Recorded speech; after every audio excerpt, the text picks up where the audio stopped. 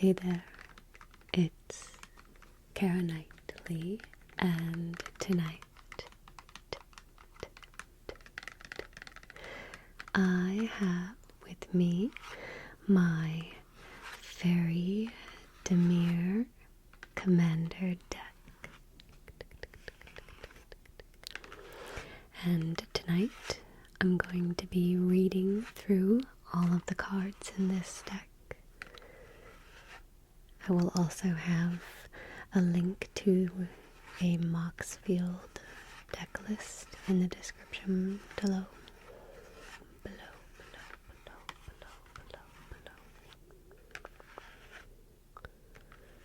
Okay, so let's go ahead and take a look.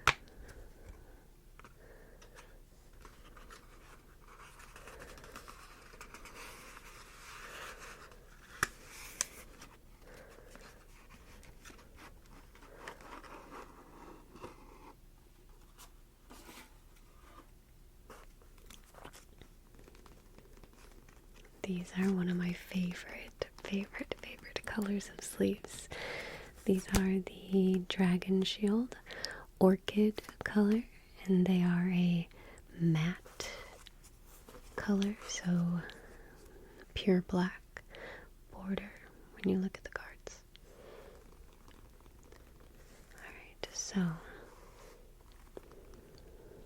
on the top I have the commander, but first I just wanted to bring about the creature tokens and other miscellaneous tokens that we end up using in this deck. So there's quite a few of them. Manifest, Pirate, Fairy Rogue, a Fairy, another Fairy Rogue but with flying, copies, and Fairy Rogues. So a lot of fairies, as you can tell. This is definitely a token heavy deck with a lot of fairies. Okay, so I'm gonna go ahead and move my cards off to the side, and we'll go ahead and get started. First we have the commander, which is Talion the Kindly Lord, and it costs 2 generic, an island, and a swamp.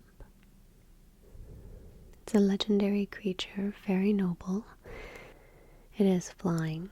As Talion the Kindly Lord enters the battlefield, choose a number between 1 and 10. Whenever an opponent casts a spell with mana value, power, or toughness equal to the chosen number, that player loses 2 life and you draw 2 cards. And the creature is a 3/4. I love playing with this commander. I think that the interaction with the group is a lot of fun. I often will choose the numbers 2 or 3 just because a lot of decks often have that as the most common mana cost type in their deck, or power creatures. If someone's playing tokens, I might be pretty sure that they are going to be playing 1/1s or 1/2s or 2/1s. So you can kind of be smart about what number you pick based on the decks that you're playing with. So I think that this card has some advantage to it compared to other commanders, because it can kind of be customized to who you're playing with, because you have the option to choose whichever number works for you. Next we have Alayla Cunning Conqueror. It costs 2 generic, an island, and a swamp. It's a legendary creature, fairy warlock. It has flying, and whenever you cast your first spell during each opponent's turn, create a 1/1 black fairy rogue creature token with flying. Whenever one or more fairies you control deal combat damage to a player, go to target creature that player controls. And this is a 2/4 creature. That's pretty good. Next we have Tegwell, Duke of the Splendor. Flying and Death Touch. Other fairies you control get +1/+1. Whenever another fairy you control dies, you draw a card and you lose 1 life. Now, this may be a good time to mention as well that this was a pre-constructed commander deck that we purchased, me and my husband, and then we updated the deck. So we have included new cards, removed cards. I do believe this was technically the original commander of the pre-constructed deck, but we swapped it, but wanted to keep her in because she is still a powerful card. Tegwell. It looks like there's some flavor text here as well. He weaves glamours as easily as breathing. His otherworldly beauty entrancing fae and mortal alike. And it's a 2/3. I think I may have said that, but either way. So that is Tegwell. Then we have Halo Forager. It costs 1 generic, an island, and a swamp. It's a creature, fairy rogue. Flying.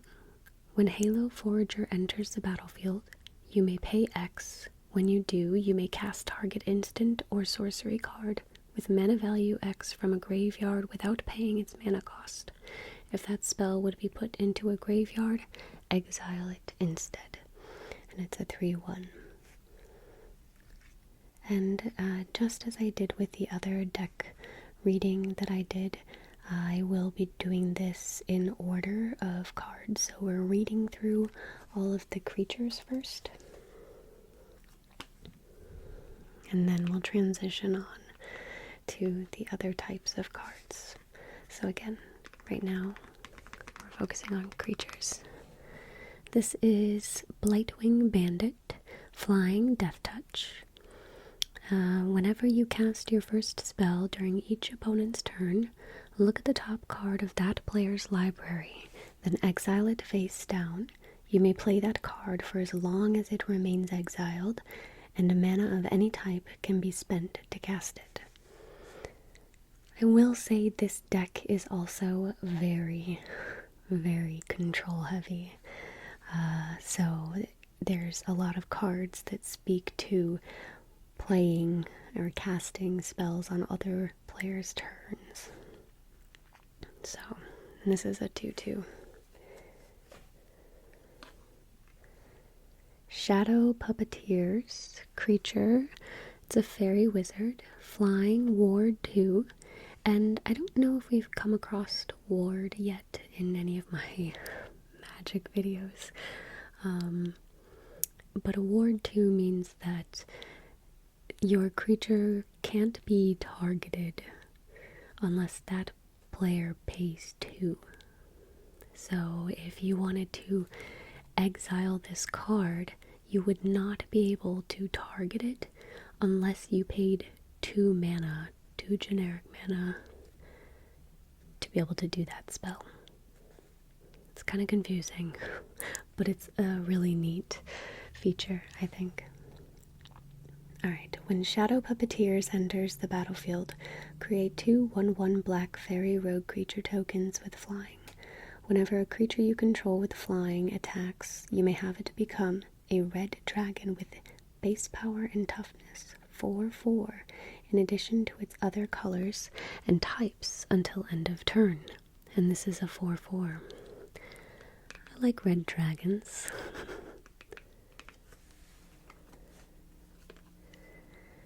Alright, next we have Faerie Blade Crafter. And it's a creature, fairy rogue, costs 2 generic and a swamp. I may have skipped the cost on the other card, so sorry about that. Whenever 1 or more fairies you control deal combat damage to a player, put a +1/+1 counter on Faerie Blade Crafter. When Faerie Blade Crafter dies, each opponent loses X life, and you gain X life, where X is its its power. Very good. Very good card. Talion's Messenger. It costs 2 generic and an island. It is a creature very noble. It has flying. This deck obviously has a lot of flying in it as well. Definitely another feature that I like, or another card type that I like. It's not a card type, it's a card ability. Is it ability? What is that word called again? It is escaping me. But I'm going to say ability for right now. Whenever you attack with one or more fairies, draw a card, then discard a card. When you discard a card this way, put a +1/+1 counter on target fairy you control. Let's just say for a minute we bring Fairy Blade Crafter out. If these two cards were on the battlefield together, oh, that'd be crazy. That would be crazy. Because you would be putting one or more deal combat damage to a player, put a +1/+1 counter on this creature, and then when you attack with one or more fairies, you draw a card and discard a card, but when you discard, you put a +1/+1 counter on a target fairy. I could put another one on Fairy Blade Crafter, and then ultimately we grow the power with the +1/+1 counters because those add on to the 2/2, and we will make a very big creature. So I like those two cards together. Sorry, that was a lot of talking in the one ear. I'll swap to this one.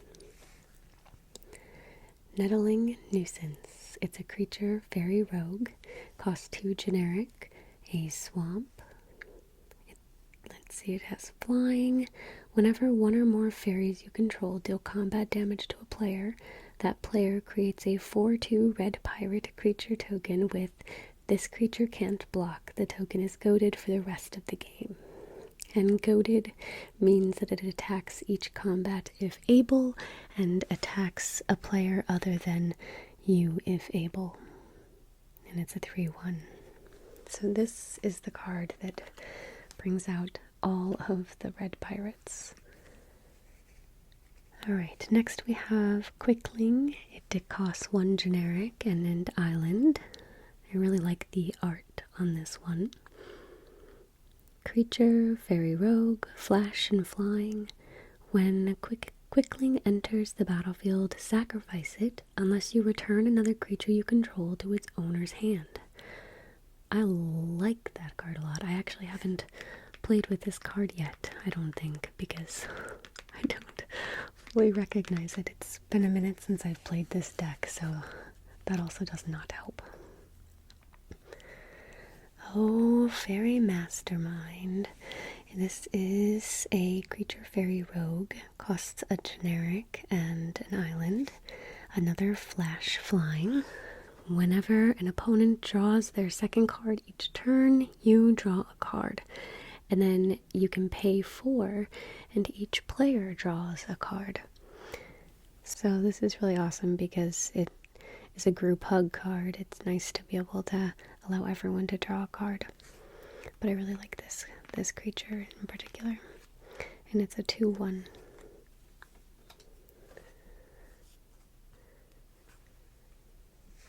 Sour of Temptation costs 2 generic and 2 islands. It's a creature, fairy wizard.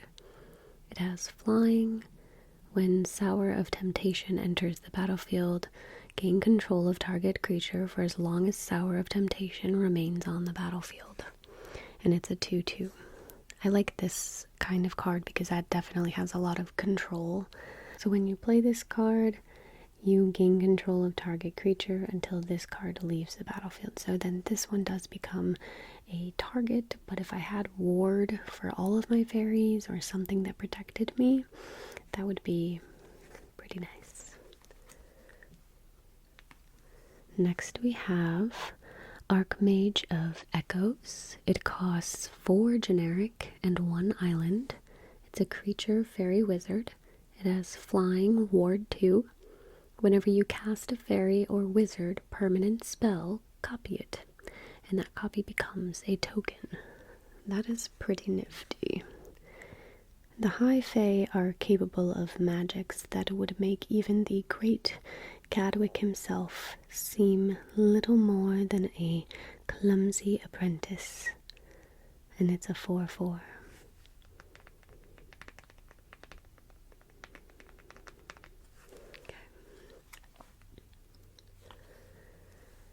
We have Mocking Sprite. It costs 2 generic and an island.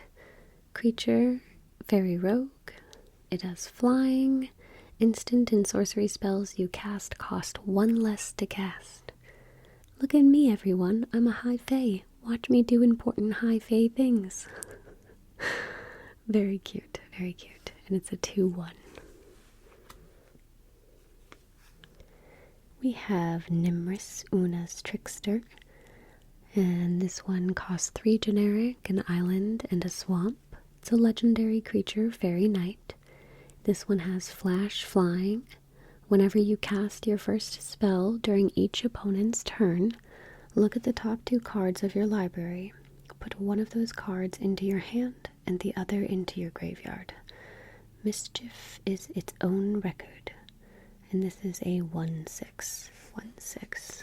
That's why it's very expensive, but also every time you cast your first spell on each opponent's turn, you're looking at your library and just putting one into your hand and one into the graveyard. So that's pretty good. That's a pretty good play. Fairy Vandal. Let's see here. So Fairy Vandal costs 1 generic and an island. It's a creature, Fairy Rogue, flash and flying. Whenever you draw your second card each turn, put a +1/+1 counter on Fairy Vandal. Flavor text reads, Greedy Vault Guard wouldn't share. Now there's halo in your hair. And it's a 1/2. That's really pretty. I will say too, so on top of this being flying, fairies, control, playing on each other's turns, it also has a lot of draw cards. So this deck does a lot of different things, and I think that that's why it's so powerful and, to me, a lot of fun to play, because I like it when I have just different things to do. This is Una, Queen of the Fae, and it costs 3 generic and then 3 either island or swamp. So this symbol means I can use 2 island and a swamp, or 1 island and 2 swamps, however I want to dice it there. Legendary creature, Fairy Wizard. It has flying. You pay X and either an island or a swamp, and you get to choose a color. Target opponent exiles the top X cards of their library. For each card of the chosen color exiled this way, create a 1/1 blue and black Fairy Rogue creature token with flying. And it's a 5/5. Definitely a pretty powerful card. Really cool art.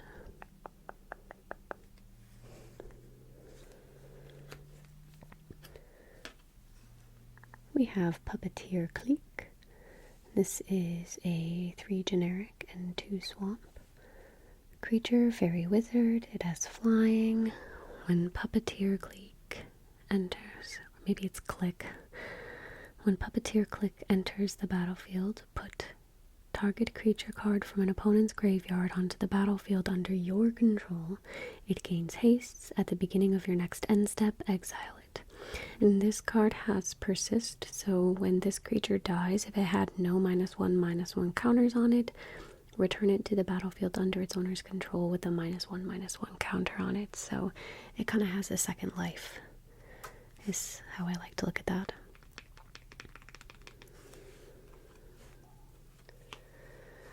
We have Shieldred the Apocalypse. It costs 2 generic and 2 swamp. Legendary creature, Phyrexian Praetor. It has Death Touch. Whenever you draw a card, you gain 2 life. Whenever an opponent draws a card, they lose 2 life. Gix failed, I shall not. And it's a 4/5. Now I will admit, I think this card in particular is a proxy, but my husband has a full Shieldred deck, which I will probably share at some point on here. That is the real card.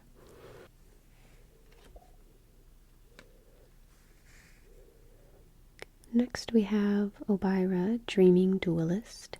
It costs an island and a swamp. This is a legendary creature, Fairy Warrior. It has flash, flying. Whenever another fairy enters the battlefield under your control, each opponent loses 1 life. Obira sleepwalks through the wilds hunting for worthy opponents. It's a 2/2. That's some really cool art as well. I love that some of you are here just for the art, so thank you. Thank you for enjoying the art with me. Rankle, Master of Pranks. I usually get this card when I play this deck, and I love this card a lot. It costs 2 generic and 2 swamps. It's a legendary creature, Faerie Rogue. It has flying, haste. Whenever Rankle, Master of Pranks, deals combat damage to a player, choose any number. Each player discards a card, each player loses 1 life, and draws a card. Each player sacrifices a creature. This card gives you so much control, and it's not even blue, which I love. I think that it's super fun to be able to just choose one of them, all of them, to move them. It just kind of depends on where the game's at and how things are going. So yeah, I really enjoy this card. The creature is a 3/3. Faerie Seer. It is an island creature, fairy wizard, flying. When a Faerie Seer enters the battlefield, scry 2. The patterns of crossing ripples reveal the future to those who know how to read them. And it's a 1/1.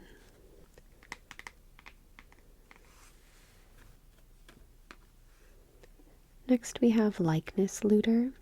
It costs an island and a swamp. It's a creature, fairy shapeshifter. It has flying. You can tap and draw a card, then discard a card. Or you can pay X and Likeness Looter becomes a copy of target creature card in your graveyard with mana value X, except it has flying and this ability. Activate only as a sorcery. Really, really good and cool card to be able to just pick something from the graveyard to become, and then you can continue to basically keep doing that because this card's a shapeshifter. And this is a 1/1. Cloud of Fairies. It costs 1 generic and an island. It's a creature, fairy, has flying. When Cloud of Fairies enters the battlefield, untap up to 2 lands. Love that. And it has cycling, so you can pay 2 and then you discard this card and draw a card. So I think this card's really helpful because you can either pay the 2 to play it, you can pay the 2 to cycle it if you feel that you'd rather draw a card. But even still, I think that playing the card gives you the ability to untap 2 lands, which is pretty powerful. And the creature itself is a 1/1. Glen Alendra Liege. Costs 1 and then 3 either islands or swamps. It's a creature, fairy knight, flying. Other blue creatures you control get a +1/+1.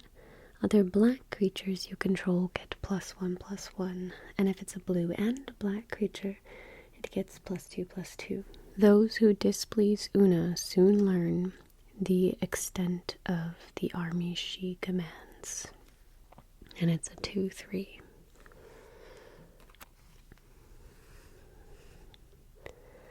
Glen Alendra Archmage. It costs 3 generic and an island. It's a creature, fairy wizard. It has flying.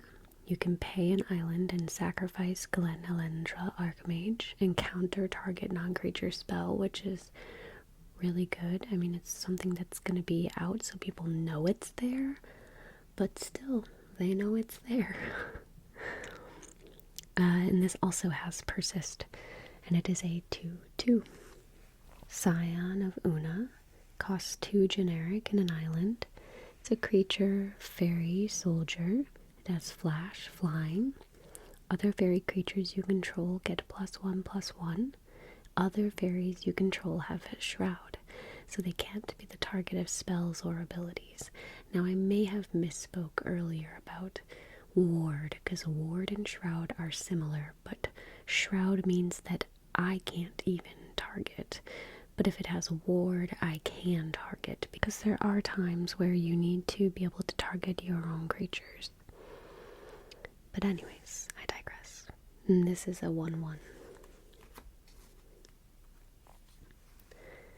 We have Malleable Imposter. Creature, fairy shapeshifter, costs 3 generic and an island. It has flash, flying. You may have Malleable Imposter enter the battlefield as a copy of a creature an opponent controls, except it's a fairy shapeshifter in addition to its other types, and it has flying. It starts off as a 0/0, but as you copy something, it becomes whatever that creature is, in addition to still being a fairy, so this card can get all my fairy bonuses, and it also has flying, which who doesn't want that? Alright, next up are my favorite cards, the adventure spells. We have Brazen Borrower. So this costs 1 generic and 2 island. It's a creature, fairy rogue. It has flash, flying. Brazen Borrower can block only creatures with flying, and it's a 3/1. So I can cast this card immediately for this 3 cost and put it onto the battlefield, or I can cast the left side of the card first and exile it, and then I can cast it from exile for the creature cost. So that is how these cards work. They're kind of different. So the left side is Petty Theft. It costs 1 generic and an island. It's an instant adventure. Return target non-land permanent an opponent controls to its owner's hand. So I have an instant and a creature in that card. I have another adventure spell, Hypnotic Sprite. It costs 2 island, and this creature fairy has flying, and it's a 2/1. On the other side is Mesmeric Glare, and it costs 2 generic and an island. It's an instant.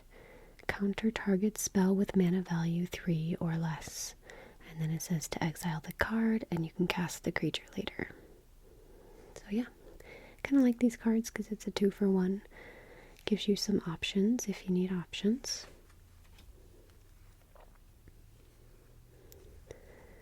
A Mystical Tutor. Costs 1 island. It's an instant, so now we're moving into the instant category card type. With Mystical Tutor, you can search your library for an instant or sorcery card, reveal it, then shuffle and put that card on top. The flavor text reads, the student searches the world for meaning, the master finds worlds of meaning in the search. Ooh, touche. Next we have Opt. This costs 1 island. It's an instant. You scry 1 and draw a card. Sometimes the hardest choice is between 2 wonders. Gadwick the Wizened. Next up we have Negate. It costs 1 generic and an island. It's an instant, and you can counter target non-creature spell. This one has a lot of flavor text, but I will read it.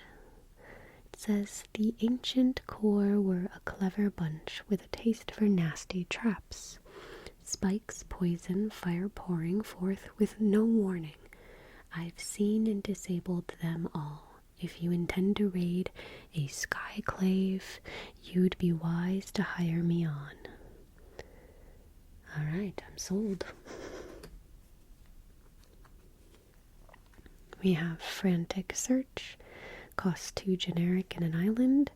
It's an instant, draw 2 cards, then discard 2 cards, untap up to 3 lands.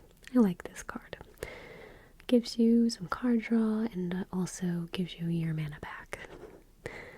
It took the banning of temporal manipulation at Tolaria West to teach its students the value of time. We have this super cool looking art, which is a counter spell. It costs 2 islands and you get to counter target spell another instant.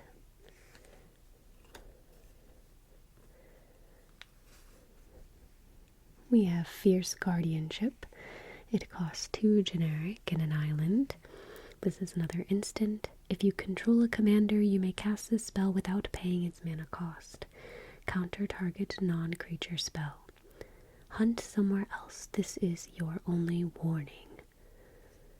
This is a pretty good card. A pretty staple instant blue spell, which is what a lot of these are, to be honest. We also have Reality Shift, which is 1 generic and an island. It's an instant. Here we can exile target creature. Its controller manifests the top card of their library, and to manifest, that player puts the top card of their library onto the battlefield face down as a 2/2 creature. If it's a creature card, it can be turned face up at any time for its mana cost. It really sucks when it's not a creature card and it's like one of your good instant spells or something like that. That always happens to me. We have Run Away Together. What a sweet, sweet card. Oh, so joyful. Costs 1 generic and an island. Instant. Choose 2 target creatures controlled by different players. Return those creatures to their owner's hands. Apart from the monster, the art's cute. It says, virtue is virtue, whatever the heart that nurtures it. Run away together. Arcane Denial. It costs a generic and an island. It is an instant spell. You can counter target spell. Its controller may draw up to 2 cards at the beginning of the next turn's upkeep, and then you draw a card at the beginning of the next turn's upkeep. Upkeep, upkeep, upkeep. That's definitely a fun word to say. Spell Stutter. It costs 1 generic and an island. It's an instant. You can counter target a spell unless its controller pays 2, plus an additional 1 for each fairy you control. This is really, really good when you've got a bunch of fairies out, because that 2 cost isn't so bad. Sometimes people can get away with that, but when you start adding up how many fairies you control, usually that number goes way, way, way up. So, definitely a good card for this deck. We have a Mana Drain. This costs 2 island. It's an instant. You can counter target spell at the beginning of your next main phase. Add an amount of colorless equal to that spell's converted mana cost. Enthusiasm is no match for preparation. Dun dun dun. I hate Mana Drain, to be perfectly honest, because it's always, always, always when you cast a big spell, someone's holding on to a Mana Drain. I usually fall prey to it being used on me, but that's fine. I have it in this deck. And this is Fairy Fencing. It costs X generic and 1 swamp. It's an instant. Target creature gets -X/-X until end of turn. That creature gets an additional -3/-3 until end of turn if you control the fairy as you cast this spell. Even in the grip of the wicked slumber, the High Fae Princess Elvira is a blade master of unrivaled skill.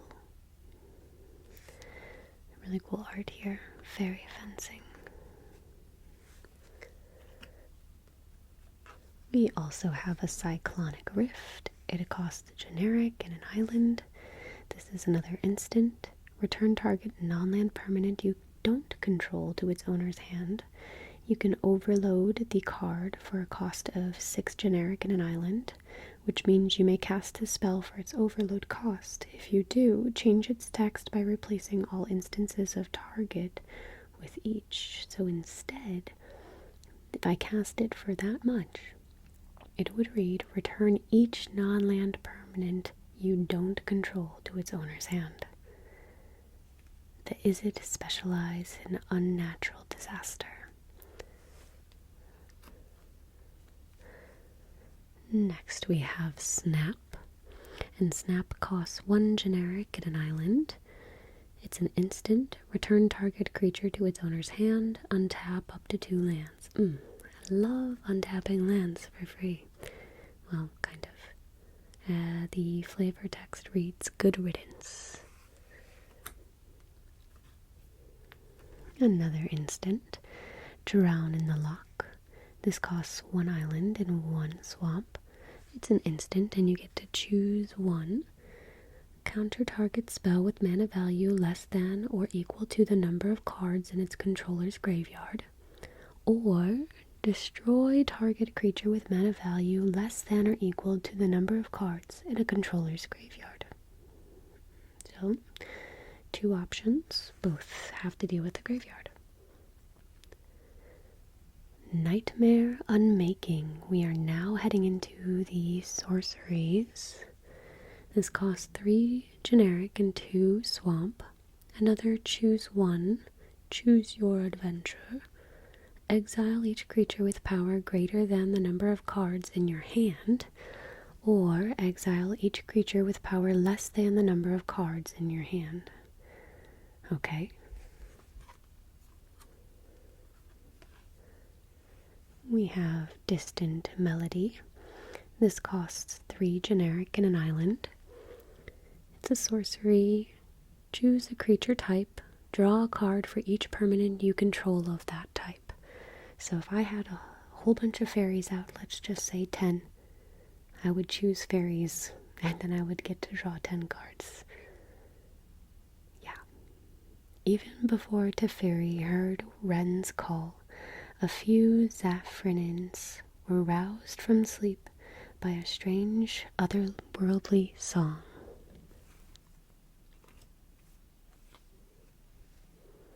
Tegwill's Scouring. It costs 4 generic and 2 swamp. It's a sorcery. You may cast Tegwill's Scouting as though it had flash by tapping 3 untapped creatures you control with flying in addition to paying its other costs.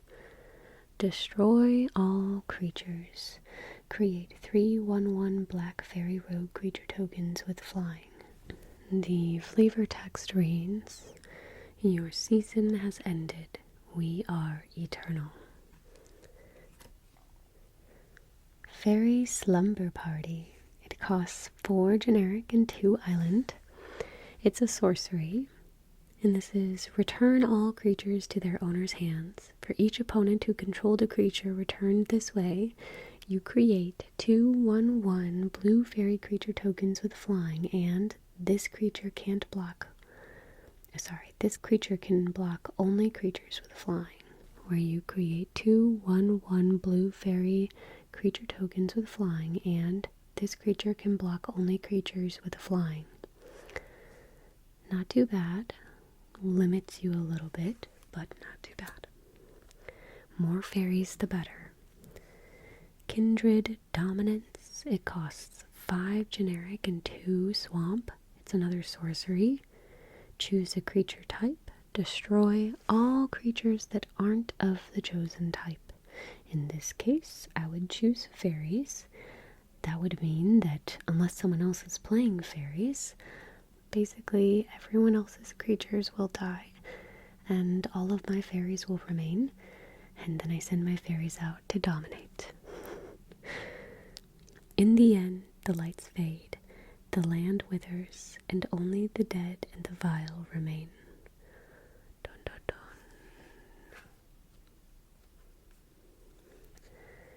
Feed the Swarm. It costs 1 generic and a swamp. It's a sorcery. You destroy target creature or enchantment in opponent's control. You lose life equal to that permanent's mana value. Kinda sucks, but it's really good to have target for enchantment. On Vile Wings and Bloody Wind, the swarm will rise. Skyclave Inscription. A Bitter Blossom. This costs 1 generic and a swamp. It's a tribal enchantment fairy. At the beginning of your upkeep, you lose 1 life and create a 1/1 black fairy rogue creature token with flying. We have a Mystic Remora. This costs an island, and it's an enchantment. It has a cumulative upkeep of 1, so every upkeep I have to pay 1. Whenever target opponent successfully casts a non-creature spell, you may draw a card. That player may pay 4 to counter this effect. So, pretty cool card. Gives the other players options to stop you from doing something that you'd want to do, but paying 4 is a lot, so not everyone can afford that every turn. We also have one of my favorite blue cards, Propaganda. It is 2 generic and an island. It's an enchantment. Creatures can't attack you unless their controller pays 2 for each creature they control that's attacking you. The cost of your opposition will be extracted from your wits. Yeah, I really like this card. I get that it's kind of like a cheap shot, but I don't care. I like it. We have a ley line of anticipation with some beautiful art. It costs 2 generic and 2 islands. It's an enchantment. If ley line of anticipation is in your opening hand, you may begin the game with it on the battlefield, and you may cast spells as though they had flash. So pretty good. I like that card a lot, and I like that art. Reconnaissance Mission. It costs 2 generic, 2 islands. Enchantment. Whenever a creature you control deals combat damage to a player, you may draw a card. And this also has cycling for 2. The benders work with creatures that fly, slink, and burrow. Assume they know everything. Reflections of Littjara. This is a 4 generic and 1 island cost. It's an enchantment. As Reflections of Littjara enter the battlefield, choose a creature type. In this case, again, I would choose fairies. Whenever you cast a spell of the chosen type, copy that spell, and a copy of a permanent spell becomes a token. Really, really good enchantment for this deck. The masks float downstream toward the mirror lake where faces arise to wear them. That sounds creepy. Kindred Discovery, another enchantment. It costs 3 generic and 2 island. As Kindred Discovery enters the battlefield, choose a creature type. Whenever a creature you control of the chosen type enters the battlefield or attacks, draw a card. Few things are truly lost at sea.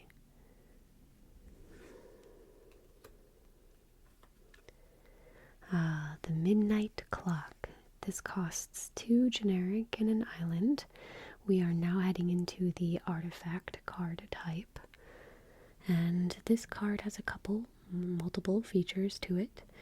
You tap to add a island. You can also pay 2 and an island to put an hour counter on Midnight Clock. At the beginning of each upkeep, put an hour counter on Midnight Clock. When the 12th hour counter is put on Midnight Clock, shuffle your hand and graveyard into your library, then draw 7 cards. Exile Midnight Clock. So it's kind of a, hey, let's just restart the game. Except for keep whatever you have on the battlefield there. Sometimes this comes in really handy, especially if you get it maybe early game, play a lot of cards, and then kind of refresh in the middle. Sometimes, though, it has been a pain, and it does not help me or benefit me, so this card can be kind of hit or miss. I don't know if maybe any of you have experienced Midnight Clock. What are your thoughts on it? I'm not sure. I think I like it, but again, I've run into those scenarios where it's not pleasant.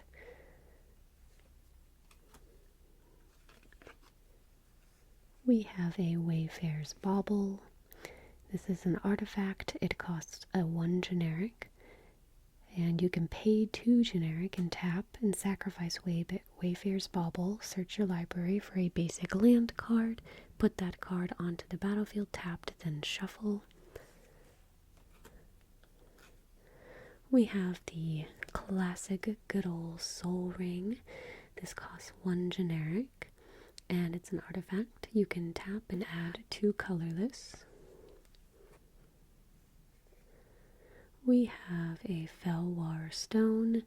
It costs 2 generic, an artifact, and you can tap and add 1 mana of any color that a land an opponent controls could produce. What do you have that I cannot obtain? I don't know. We also have a Mind Stone. This costs 2 generic. It's an artifact. You can tap and add 1 colorless, or you can pay 1 generic and tap, sacrifice Mind Stone, and draw a card. What is mana but possibility? An idea not yet given form. Ooh. That is some good thought. Misleading Signpost, quite literally. This is 2 generic and an island.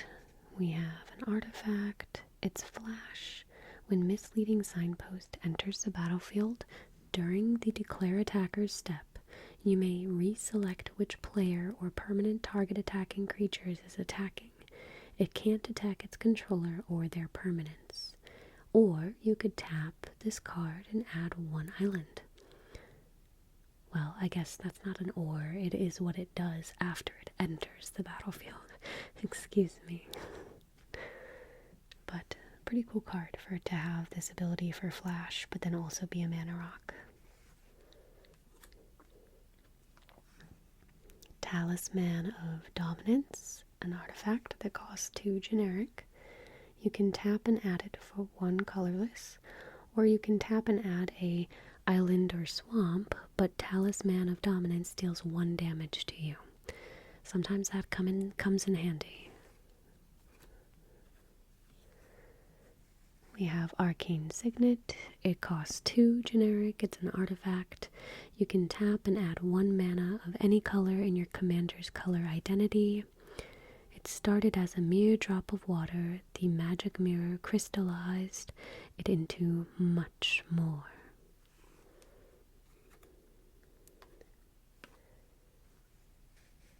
We also have a Dimir Signet. This costs 2 generic. It's an artifact. You can pay 1 generic, tap and add an island and a swamp. So you can add both. Now we get into our land. So we have Temple of Deceit. It enters the battlefield tapped. When it does, we scry, and you can tap for an island or a swamp. We have the Dimir Aqueduct, which is really cool art. It enters the battlefield tapped. When it does, you return a land you control to its owner's hand. We have the classic Command Tower, where you can tap and add 1 mana of any color in your commander's color identity. When defeat is near and guidance is scarce, all eyes look in one direction.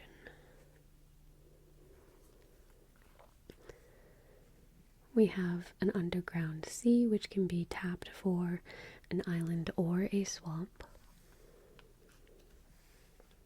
Faerie's Conclave. It enters the battlefield tapped, but it can be tapped for an island, or it can become a 2/1 blue fairy with flying. We have the Morphic Pool. This enters the battlefield tapped unless you have 2 or more opponents, so helpful when you are playing Commander. We have a Sunken Hollow. It enters the battlefield tapped unless you control 2 or more basic lands. On the continent of Tazim, rushing waters plunge through the narrow canyons into mist-cloaked lakes. Ooh, I do like the art there. Very pretty. Ooh, this one's even prettier. The secluded glen. It enters the battlefield tapped, and I may reveal a fairy card from my hand. If you don't, that's when it enters tapped. So as it enters the battlefield, you can reveal a fairy. If you don't, then it enters tapped. Sorry, I read that wrong initially. We have a Bajuka Bog. When it enters the battlefield, tapped, and then when it enters, you exile target player's graveyard. And then you can tap to add it for a swamp. We have the Exotic Orchard, where you can add 1 mana of any color that a land an opponent controls could produce. We have Choked Estuary. It enters the battlefield tapped, unless you reveal an island or a swamp card from your hand. I think that's how I meant to read the other card. We have a Reliquary Tower, so you have no maximum hand size, definitely needed for this deck with a lot of card draw. You can tap and add 1 colorless. A Path of Ancestry. It enters the battlefield tapped. You can tap this to add 1 mana of any color in your commander's color identity. When that mana is spent to cast a creature spell that shares a creature type with your commander, scry 1.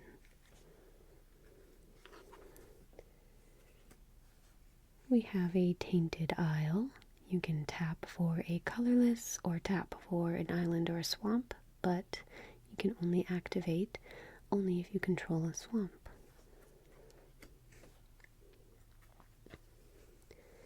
We have Darkwater Catacombs, where you pay 1 and you can tap to add mana in both island and swamp form. And then we have the rest of my mana. So you can see we have a decent amount of swamps and a reasonable amount of islands as well. So that is my Faerie Commander deck. I hope that you found this to be relaxing, enjoyable to read through the cards, look at the art with me.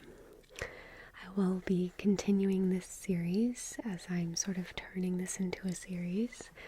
I have already made one video reading through my deck for Shalai and Halar. So I will have that one linked in the description down below, as well as in the corner here. But apart from all of that, I truly hope that you have a wonderful night.